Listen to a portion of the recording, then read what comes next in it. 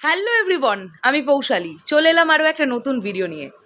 যখনই যা কিছু হয়, যে কোনো পোকিং ছোট ছোট, যদিও এসএমভি এখন আর রিপ্লাই করে না, রিপ্লাই করা বন্ধ করে দিয়েছে, কেননা এসএমভির নাম নিয়ে বা এসএমভিকে নিয়ে নোংরামি করলে প্রচুর চ্যানেলের ভিউজ আসে প্রচুর ভিডিওতে, অ্যান্ড এসএমভিকে টেনে নিয়ে কথা বললে অনেক কিছু করা যায়। তো এই পন্থাটা এখন অনেকেই কাজে লাগাচ্ছে, কেউ স্বীকার করে কেউ করে না, কিন্তু দিনের শেষে গিয়ে তো আমরা দেখতে পাই সেটা পজিটিভলি হলে খুব ভালো লাগে। মানে এসএমভিকে নিয়ে কিছু ভালো কিছু পজিটিভ কথা বলে যদি কেউ ভিউজ পান বা সাবস্ক্রাইবার গেইন করেন, সেটা আমাদের সৌভাগ্য। মানে অনেক অনেক আশীর্বাদ, ধন্য মনে করি নিজেদেরকে।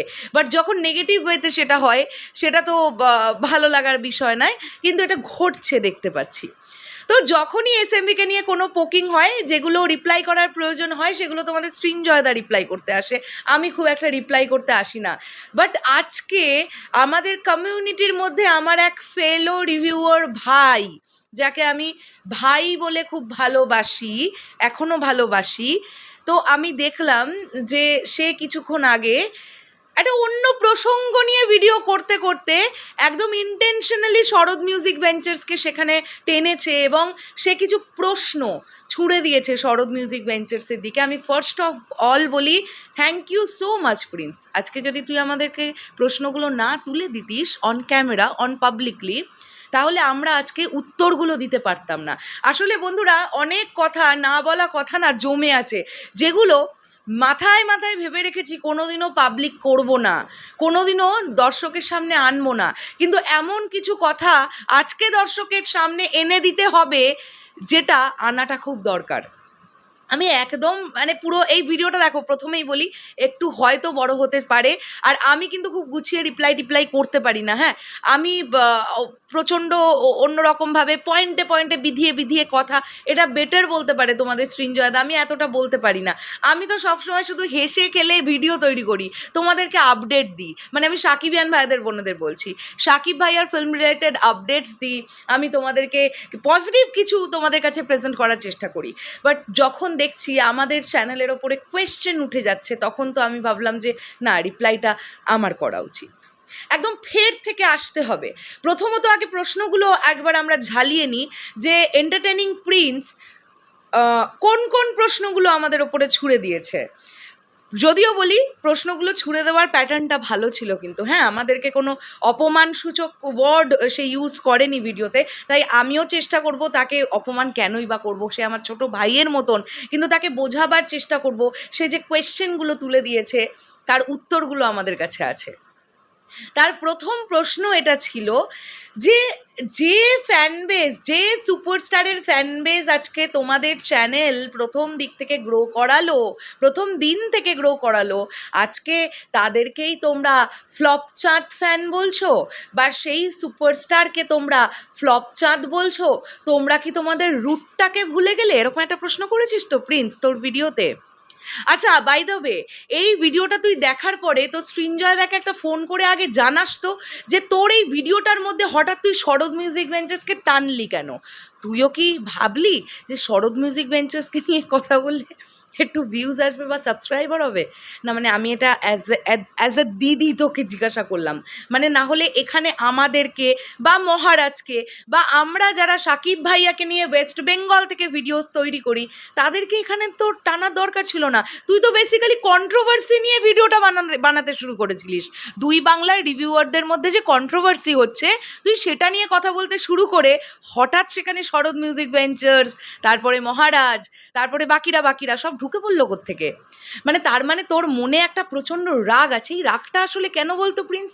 মানে তুই কি আসলে মাঝখানে আটকে গেছিস? মানে তুই কোন দিকে যাবি ডিসাইড করতে পারছিস না? দেখ ভাই, আমি একটা কথা বলি, আমি এক একটা করে রিপ্লাইতে আসছি, কিন্তু প্রথমেই একটা জিনিস বুঝি, কি বলতো, আমরা যারা কন্টেন্ট ক্রিয়েটার আছি না, আমাদের চ্যানেলে ভিউজ দেখতে খুব ভালো লাগে, আমি জানি তোরও তাই।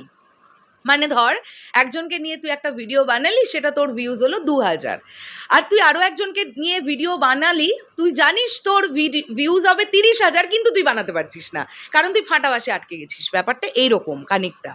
দেখ, আমি বা এসএমভি শরৎ মিউজিক ভেঞ্চার্স, বিশেষ করে তোদের সৃঞ্জয়দা বরাবরই মুফাট ছিল আর এখনও মুফাট। আমি বরঞ্চ খুব ওপেনলি অনেক কথা বলে দিতে পারি না, আমি কিন্তু করি। কিন্তু আজকে যখন দেখছি যে তুই প্রশ্ন তুলে দিচ্ছিস এবং প্রশ্নটা তুই তোর সাবস্ক্রাইবার্সদের কাছে তুলছিস, যাতে করে সেখান থেকে আরও 4টে পোকিং আমার কাছে আসে, যাতে করে আরও তোর কমেন্ট বক্সে রিচটা বাড়ে, যাতে করে এর বাচ্চা, ওর বাচ্চা, শরৎ মিউজিক ভেঞ্চার্স, এর ছেলে, ওর মেয়ে, এইগুলো তোর কমেন্ট বক্সে পাস। তুই তো জানিস তুই পাবি, কারণ আমি জানি যে আজকে ওয়েস্ট বেঙ্গলে এই যে 2 বাংলার রিভিউয়ারদের মধ্যে যে কন্ট্রোভার্সিটা লেগেছে, সেটা নিয়ে একদল মানুষ প্রচণ্ড এক্সাইটেড, বা কে কি বললো এটা নিয়ে তারা প্রচণ্ড রকমের আলোচনার মধ্যে আছে। প্রচুর কন্টেন্ট ক্রিয়েটাররা ভিডিওসও বানিয়ে ফেলেছে। আমরা কিন্তু কোনো ভিডিও বানাইনি মানে এটা নিয়ে পার্টিকুলার, কেন এটা হচ্ছে, কেন এটা বললো, এটা বলে কি হবে, ওটা বলে কি হবে, তারা বুঝে নেবে, তারা তাদের মধ্যে করছে। আমি এটাতে নাই বা ঢুকি, কারণ আমার অহেতুক ভিউজের প্রয়োজন ছিল না চ্যানেলে। ওপরওয়ালার আশীর্বাদে সাকিবিয়ানরা সাকিব ভাইয়াকে নিয়ে ভিডিও করলে যা ভিউজ দেয়, তাতে করে মোটামুটি চলে যাচ্ছে। দেখ, নুন ভাত খেয়ে চালিয়ে নিচ্ছি, হয়তো মন্ডা মিঠাই বিরিয়ানি পাচ্ছি না, বাট নুন ভাত, ডাল ভাত, শাক ভাত পাচ্ছি। এবার চলে আসি একটা করে বিষয়ে, সেটা হচ্ছে আমরা কি ভুলে গেলাম প্রথম দিন থেকে যে ফ্যান বেসটা আমাদের চ্যানেল তুললো? না রে, দেখ আমরা খুব লয়াল, তুই তো মিশেছিস আমাদের সঙ্গে, অ্যান্ড তুই এই কথাটাও তোর ভিডিওর মধ্যে বললি যে আমরা তোকে একটা সময় তোর পাশে ছিলাম, বা তোর পাশে থাকি, বা তোর সঙ্গে থাকি চ্যানেল গ্রো করার দিক থেকে, বা তুই যে কোনো সময় যে কোনো প্রবলেমসে পড়েছিস তুই সৃঞ্জয়দাকে ফোন করেছিস, এখনও তুই করলেও পাবি, আমরা ওই ধরনের মেন্টালিটি নই। কিন্তু আমরা যে ভিডিওসগুলো তৈরি করি সেটাতে কখনো মানে কোনো সময়ের জন্য এই বিষয়টা আজও অস্বীকার করি না যে প্রথম দিন থেকে এই পার্টিকুলার সুপারস্টারের ফ্যান বেসরাই আমাদের ভিডিওতে, আমাদের চ্যানেল গ্রো করাতে সাহায্য করেছিল। কেন বলতো? তুই জানিস তো কারণটা কি? কেননা আমরা তখন পার্টিকুলার এই সুপারস্টারকে নিয়ে, আমরা বলবো না, আমি বায়াস ছিলাম রে। আমি এই মানুষটির সৌভাগ্যবশত আর বেরোয় না, দুর্ভাগ্যবশতই বোধহয় ফ্যান, এখনও ফ্যান, আমি অস্বীকার করতে পারি না। তাই আমি পার্টিকুলার এই সুপারস্টারের কোনো সিনেমা নিয়ে বা তাকে নিয়ে কোনো কথা না বললেও আমি তার রিলিজ হওয়া সিনেমা হলে দেখতে যাব, ওটা আমার ভালোবাসা থেকে। এখন ব্যাপারটা হচ্ছে, কেন তাহলে এরকম 180 ডিগ্রি অ্যাঙ্গেলে উল্টে গেলাম আমরা? তুই একটা জায়গায় বলেছিস তোর ভিডিওতে যে পার্টিকুলার এই সুপারস্টারের বউকে নিয়ে ছবি মর্ফ করে সাকিবিয়ানরা নাকি অনলাইনে নোংরামি করছে। আচ্ছা প্রিন্স, তুই কি কোনোদিনও আমাকে দিদি বলে ভাবতে পেরেছিস? যদি তুই সত্যি আমাকে দিদি বলে ভাবতে পারিস, তাহলে তোর চোখে কি ওইগুলো পড়ছে না যে আমার ছবি মর্ফ করে সোশ্যাল মিডিয়ায় এই পার্টিকুলার সুপারস্টারের ফ্যান বেস, মানে যে ফ্যান বেসটাকে তোদের সৃঞ্জয়দা বলে ফ্লপচাঁদ ফ্যান্স, তারা কতটা নোংরামি করছে? আজকে যদি এই জিনিসটাই তোর বউকে নিয়ে ঘটতো, তুই কি করতিস প্রিন্স? তুই বাড়িতে টিকতে পারতিস? তোর নিজের মা বাবার সামনে গিয়ে দাঁড়াতে পারতিস যে তুই ইউটিউব করিস, তোর বউকে নিয়ে নোংরামি হচ্ছে? চল, দিনের শেষে কিন্তু ভুলে যাস না, আমিও কিন্তু একটা মেয়ে। আর বন্ধুরা, আমি একটা জিনিস তোমাদেরকে জিজ্ঞাসা করতে চাই। আমি ক্যামেরা অন করে ভিডিও তৈরি করি, হ্যাঁ আমি সাকিব ভাইয়াকে নিয়ে ভিডিও তৈরি করি, আমি পাপ করেছি কি কোনো? মানে এটা কি কোথাও লেখা আছে যে আমি সাকিব ভাইয়াকে নিয়ে ভিডিও করা মানে আমার দণ্ডনীয় অপরাধ? বা সাকিব ভাইয়াকে নিয়ে ভিডিও তৈরি করলে আমার নোংরা ছবি সোশ্যাল মিডিয়ায় ভাইরাল হবে? এবং এটার সঙ্গে সঙ্গে আরও একটা বিষয়ও বলে রাখি তোমাদেরকে, রিসেন্ট টাইমে দেখবে আমাদের যে কোনো ভিডিওর কমেন্ট বক্সে ওয়েস্ট বেঙ্গলের আরও একজন যিনি সুপারস্টার আছেন, দীপক অধিকারী, দেবদা, sorry, superstar of Tollywood industry আমরা বলতে পারি, অ্যান্ড বক্স অফিস কিং বলা যায় এপার বাংলায় দেবদাকে, এখন এটা প্রমাণিত। তো সেই দেবদার ফ্যান বেসের মানে ফ্যান ক্লাব বা ফ্যান হিসেবে ফেক প্রোফাইল ক্রিয়েট করে সেখানে আমাকে গালাগালি করা হচ্ছে কমেন্ট বক্সে এসে, যেখানে তোমরা দেখতে পাবে আমার নাম দেব আমার জীবন, দেব এই প্রোফাইলগুলোর এরকম নাম। সাকিবিয়ান ভাইরা বোনেরা, বি কেয়ারফুল, এগুলো কিন্তু কোনোটাও দেব ফ্যান নয়, এগুলো কিন্তু পার্টিকুলার ওই নোংরা ফ্যান বেসটা যারা আমাকে নিয়ে দিন রাত্রি নোংরামি করছে সোশ্যাল মিডিয়ায়। আর ওরা দেবদার নামে ফেক প্রোফাইল ক্রিয়েট করে তোমাদের সঙ্গে দেবদার ফ্যানেদের লাগিয়ে দেওয়ার চেষ্টা করছে, যেটা কিন্তু খুব বাজে, ওরা চাইছে এটা হোক, বাট আমি তোমাদেরকে বলছি দেবদার ফ্যানেরা কিন্তু এরকম নয়। তোমরা নিজেরা চেক করে নিতে পারো, নিজেরাও যাচাই বাছাই করো। আমি কিন্তু বারবার বলছি দেবদার ফ্যানেদের কোনো খেয়ে কাজ নেই, তারা সারাদিন দেবদাকে নিয়ে খুব হ্যাপি থাকে। অন্য একজন সুপারস্টার বা মেগাস্টারকে কীভাবে অপদস্থ করতে হবে সেটা নিয়ে তারা ওয়াকিবহল থাকে না, ওয়াকিবহল থাকে না গো। তাই এইটা ভুল বুঝো না, যতক্ষণ না ওদেরকে পোক করা হয় ওরাও কাউকে পোক করে না। কিন্তু এই পার্টিকুলার এই নোংরা ফ্যান বেসটার কাজ আছে, এদের সারাদিন আসলে এরা বোধহয় এদের সুপারস্টারকে নিয়ে আর তো কোনো পোস্ট খুঁজে পাচ্ছে না। তাই কে কি করলো, শরৎ মিউজিক বেঞ্চেস কাকে নিয়ে কথা বলছে, এইগুলো নিয়ে ওদের ভিউজ, ওদের রিচ এগুলো বাড়াতে হয়, এটা বলে দিলাম। এবারে আসি আবার ব্যাক টু প্রিন্সের কোয়েশ্চেন। যদি এই সুপারস্টারের বউকে নিয়ে ছবি মর্ফ করে সোশ্যাল মিডিয়ায় দিলে তোর এত গায়ে বিচ্ছে ভাই, তাহলে আমি যাকে তুই পৌশালি দি বলে ডাকিস তাকে নিয়ে এত নোংরামি হচ্ছে দেখে তোর কি একটুও খারাপ লাগছে না রে? এই প্রশ্নটা তোর ওয়াইফ রিয়াকে গিয়ে করিস। রিয়া না, ওর নামটা কি আমি ভুলে গেলাম, সরি, আমি বোধহয় মাথা গরমে ভুল বলছি। তোর পিউ, রাইট, পিউকে গিয়ে এই প্রশ্নটা করিস যে পৌশালি দিকে নিয়ে সোশ্যাল মিডিয়ায় এগুলো হচ্ছে, তোমার এটা নিয়ে বক্তব্য কি? দেখিস তো একটা মেয়ে হিসেবে, বা তুই তোর মায়ের কাছে কাকিমার কাছে গিয়ে প্রশ্নটা করিস, দেখিস তো তারা কি বলে। একটা মেয়ের কাছে না এটা যথেষ্ট অপমানজনক রে। ব্যাক টু কেন এই পার্টিকুলার ফ্যান বেসটা থেকে 180 ডিগ্রি অ্যাঙ্গেলে আমরা ঘুরে গেলাম, অনেক কাহিনী আছে বন্ধুরা। যখন এই সুপারস্টারের রাবণ সিনেমাটা রিলিজ হয়েছিল, আমি এই বান্দি যে মোটামুটি 5 ভিডিও তৈরি করেছিলাম। আচ্ছা, টিকিট গিভঅ্যাওয়ে করেছিলাম। যখন চেঙ্গিজ রিলিজ হলো প্রচুর ভিডিওস তৈরি করেছিলাম। আমি প্রচুর ভিডিওস তৈরি করতে ভালোবাসতাম। যখন মানুষ রিলিজ হলো, মানুষ রিলিজ হওয়ার আগে পর্যন্ত প্রচুর ভিডিওস তৈরি করেছিলাম। ঘটনাটা ঘটলো ঠিক তারপরে। ঘটনাটা কি ঘটলো? ঘটনাটা ঘটলো হচ্ছে মানুষ ছবিটা আমার যেমন লেগেছিল প্রথমত আমি তেমন রিভিউ শেয়ার করেছিলাম। যে যে খারাপ দিকগুলো আমার মনে হয়েছিল আমি সেগুলোও বলেছিলাম, যা যা আমার ভালো লেগেছিল আমি সেগুলোও বলেছিলাম। তারপরেই ঘটলো বিপত্তি।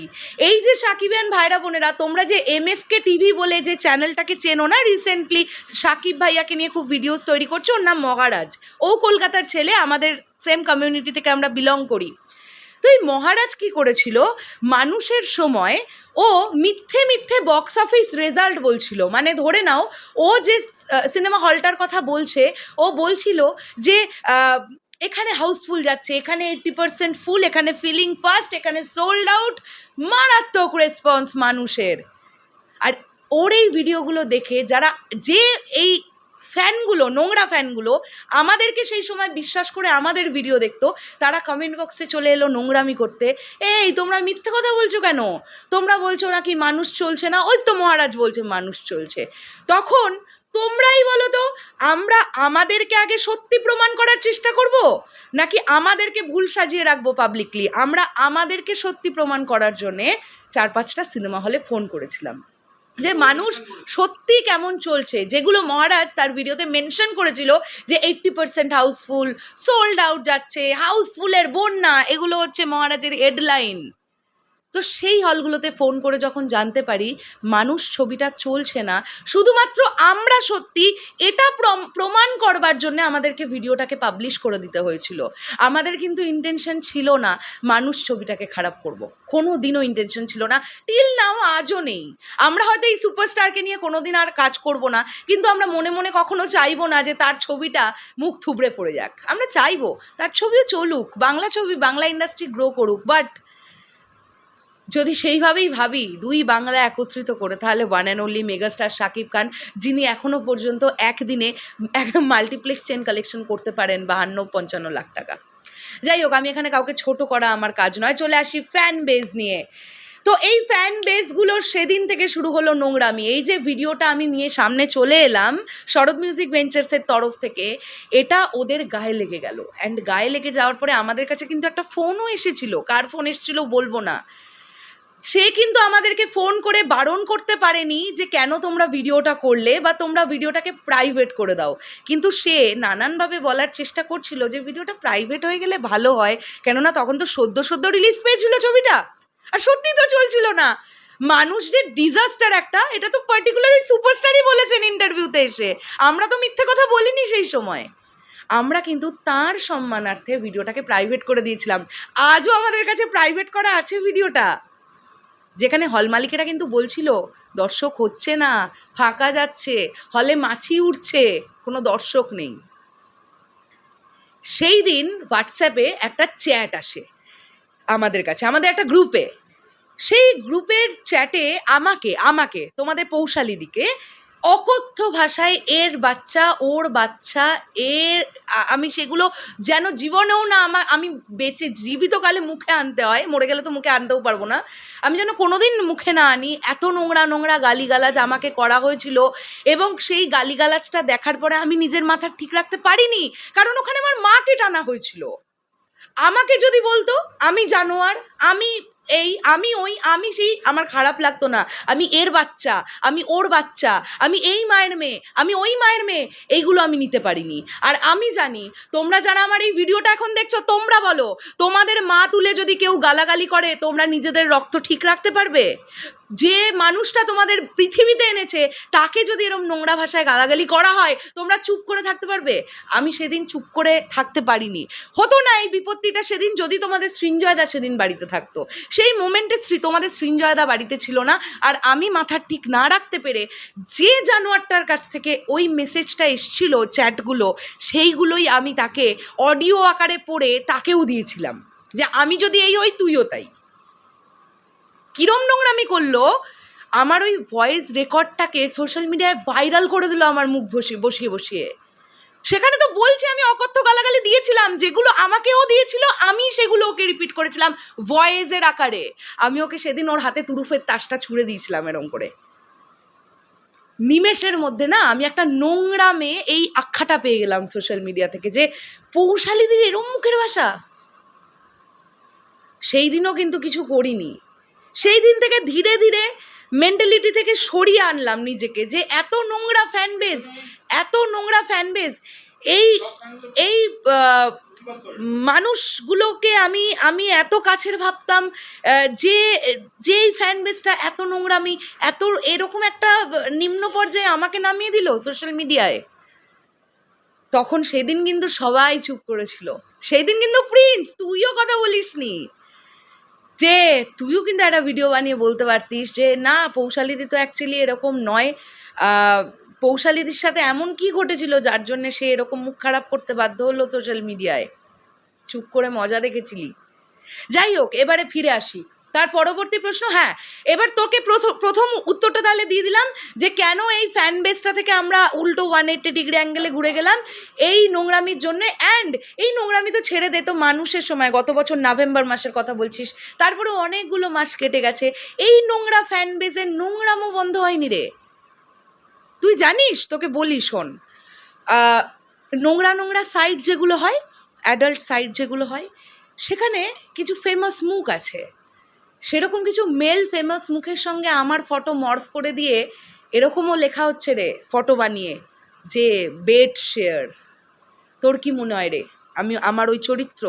বা যারা দেখছো সাকিবিয়ান ভাইরা বোনেরা, এর থেকে আর কতটা নিচে নিজেকে নামাবো তোমরা বলো?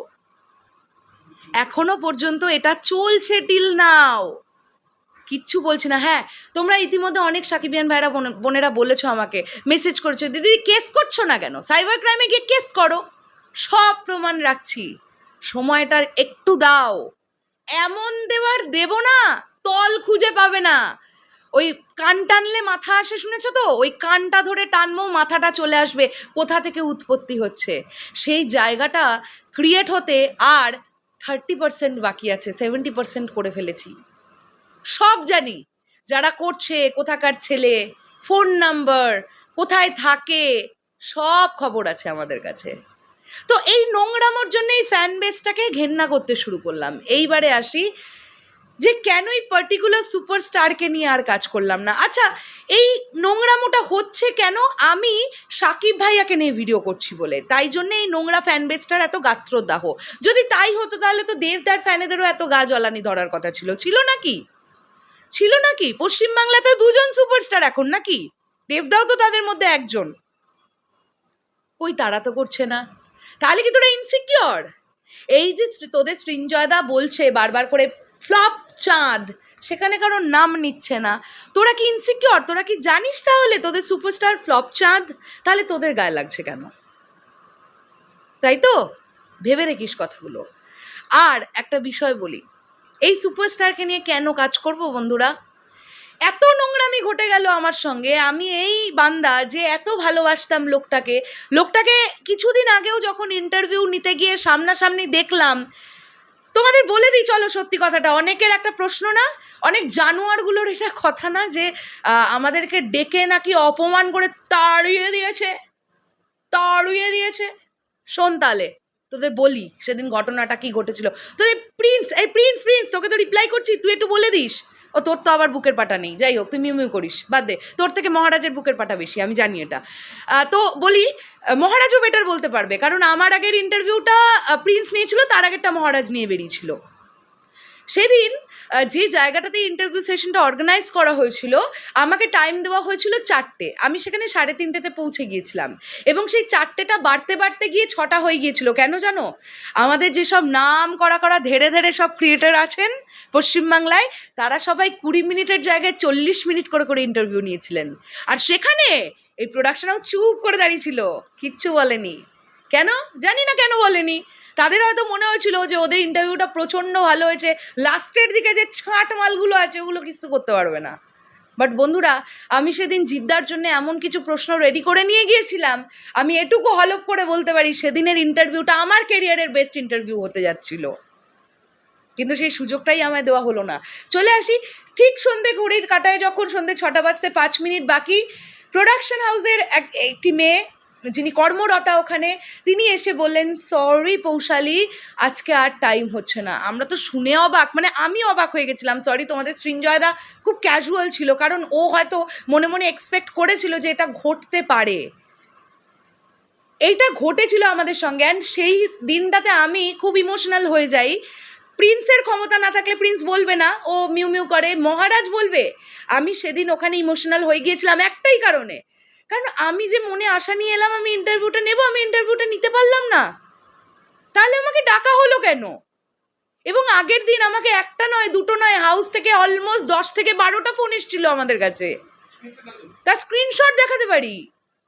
তাহলে আমি যদি ইম্পর্টেন্স নাই হতাম, একবার প্রোডাকশন হাউস ফোন করে আমায় পেলো না, আমার জায়গায় অন্য কাউকে ডেকে নিতে পারতো, সেটা তো তারা করেনি। তারা তো কনস্ট্যান্ট চেষ্টা করছিল আমাকে পাওয়ার জন্যে। তাহলে পরের দিন সিনারিওটা এরম বদলে গেল কি করে, যেখানে এত ইজিলি চুটকি মেরে এসে বলে দেওয়া গেল যে সরি পৌশালী, আজকে আর হলো না। সেখানে সেদিন যতজন ইন্টারভিউয়ার উপস্থিত ছিল, একমাত্র ফিল্মি রিটেকের সুদীপ, যে অনেক দূর থেকে এসেছিল, আর তারপরেই ছিলাম আমরা শান্তিপুর থেকে কলকাতা গিয়েছিলাম। বাকি যারা প্রথম দিক থেকে 20 মিনিটের বদলে 40 মিনিট ইন্টারভিউ নিয়েছিল না, তাদের বাড়ির ডিস্টেন্স কারোর ছিল 20 মিনিট, কারোর ছিল আধ ঘন্টা। তাহলে কি প্রোডাকশন হাউসের উচিত ছিল না যে যারা দূরে থাকে তাদেরকে আগে দিয়ে দেওয়া? গটআপ কেস তো প্রচুর থাকে ভাই। আর এত নোংরামি তো হলো। আমি যে মানুষটাকে এত ভালোবাসতাম, মানে আমি পার্টিকুলারলি সুপারস্টারের কথা বলছি পশ্চিমবাংলার, আমি তার তরফ থেকে কিছু দেখতে পেলাম না। আমি শুধু একটাই উত্তর পেয়েছিলাম প্রোডাকশন হাউসের তরফ থেকে, একটা ফোন এসেছিল যে যেটা হচ্ছে হয়ে যাক, আমরা কিছু বদার করি না, তোমরাও কিছু বদার করো না, এই উত্তরটা এসেছিল। তো ঠিক আছে, আমরাও ভেবেছিলাম যেটা ইচ্ছা হয়ে যাবে হয়ে যাক। সেটা যে ইন্টেনশনালি ডেকে অপমান করবে বলে এরকম বিষয়টাকে তারা ফেঁদে রেখেছিল কিনা আমি জানি না, বাট আমাদের কাছে তো আমরা তাই মনে করব। কি লাস্টে বলির বাখরা তো আমরাই হলাম, শরৎ মিউজিক ভেঞ্চার্স, তাই না? যাই হোক, সেটা নিয়েও কোনো প্রবলেম নেই। আসলে আমরা জিদ্দাকে, সরি নাম করে ফেলেছি, আসলে আমরা এই সুপারস্টারকে নিয়ে আর ভিডিও বানাই না। তার কারণ হচ্ছে, প্রথমত তার এই নোংরা ফ্যানবেজ, যারা অতিরিক্ত অসভ্য, বর্বর, জানোয়ার। দ্বিতীয় কথা হচ্ছে, এই ফ্যানবেজকে আটকাবার জন্যে যে একটা হাতে কড়া শক্ত হাতে ধরতে হয়, সেই ধরাটা জিদ্দা ধরেননি। এই সুপারস্টার জিদ্দা ধরেননি, লাগাম ছেড়ে দিয়েছে, যা ইচ্ছে করতে থাকো, যা ইচ্ছে করতে থাকো। আর আমি তো ভাই দিনের শেষে গিয়ে একটা মেয়ে, আমিও কোনো একটা বাড়ির বউ, আমি তো আর নিচে নামতে পারবো না।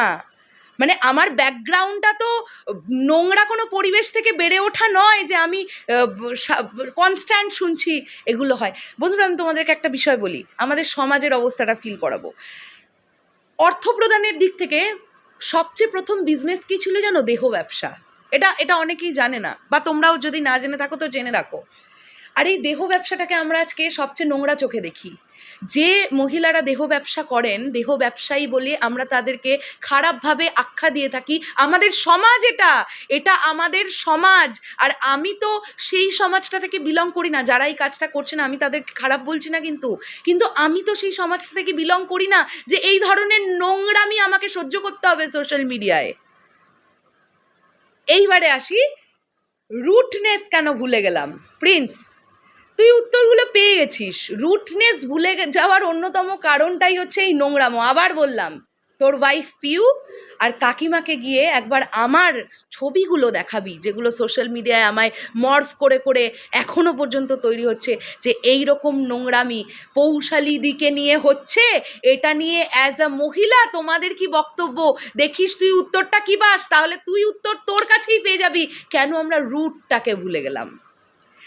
আর সাকিবিয়ান ভাইরা বোনেরা, তোমরা কি জানতে না প্রথম দিন থেকে যে আমি পার্টিকুলার পশ্চিমবাংলার কোন সুপারস্টারের ফ্যান? আমি কি তোমাদের বলিনি যে আমি কোন সুপারস্টারের ফ্যান? আমি তো বারবার আমার ভিডিওতে বলেছি যে আমি এই সুপারস্টারের ফ্যান, আমি এই সুপারস্টারের ফ্যান। কিন্তু আমার সাকিব ভাইয়াকে খুব ভালো লাগছে। আমি প্রিয়তমা দেখেছি, আমি রাজকুমার দেখেছি, আমি তুফান দেখেছি, আমি মানুষটার এখন ফ্যান। আর একজনের ফ্যান হলে যে আরও একজনের ফ্যান হওয়া যাবে না, এটা তো কোথাও লেখা নেই। আর তোমাদের সৃঞ্জয়দা কিন্তু বাংলায় কারোরই ফ্যান নয়, হ্যাঁ, ও SRK'র ফ্যান, শাহরুখ খানের ফ্যান, এবং দেবদাকেও খুব পছন্দ করে। আমি এটা ওর সঙ্গে মিশে বুঝতে পেরেছি। তো এটা যার যার ব্যক্তিগত ব্যাপার, কে কাকে পছন্দ করবে, কে কার ফ্যান হবে। হ্যাঁ, আমি এখন সাকিবিয়ান, তাতে প্রবলেমটা কি? কোথাও লেখা আছে আমি ভারতে বসে সাকিবিয়ান হতে পারবো না?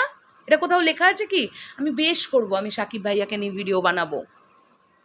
যেদিন যোগ্য সম্মানটা পাবো, যদি কোনোদিনও পাই, সেদিন আবার চেষ্টা করব এই পার্টিকুলার সুপারস্টারকে নিয়ে ভিডিও বানানোর।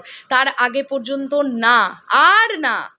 আর আমি এটুকু ফিল করেছি যে বন্ধুরা, যাদের নিজের মধ্যে গলতি আছে না, যারা জানে ভাই আমরা লুজার, আমার ভেতরে আমার বিবেকটা আমায় কুটছে যে আমি তো ভুল করেছি, আমি তো ভুল করেছি, সে কোনো দিন চোখ তুলে মানুষের চোখের সামনে না দাঁড়াতে পারবে না।